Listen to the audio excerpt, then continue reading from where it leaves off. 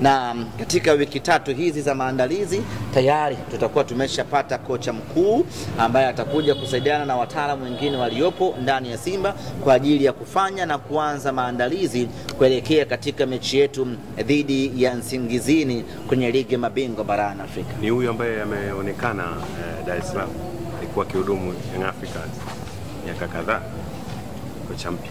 Unamzungumzia Nasreddine Mohamed. Sheikh Nasreddine.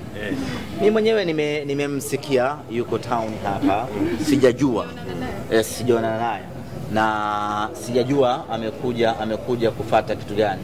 Kwa kuwa ameshaishi hapa, pengine ana mipango yake amekuja kuitimiza.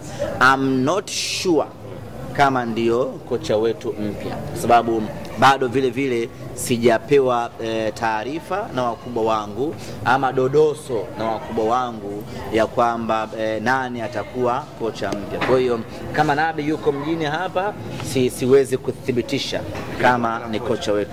Nabi ni one of the best coaches hapa barani Afrika, lakini kama haitoshi, ukiachilia mbali ubora aliokuwa nao, maarifa aliyokuwa nayo, lakini faida nyingine aliyokuwa nayo ni league experience ama environmental experience ya Tanzania.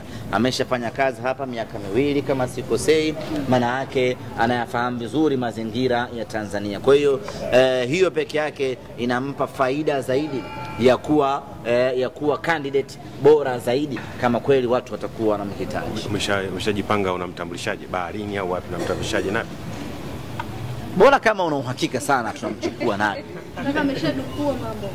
Mimi kusema kweli taarifa sina, na mimi ningekuwa najua ningewapa hata kodi. Lakini kusema kweli ni declare hapa ya kwamba sijui kocha gani, lakini ndani ya wiki hii tutakuwa tumemaliza mchakato mzima wa kocha.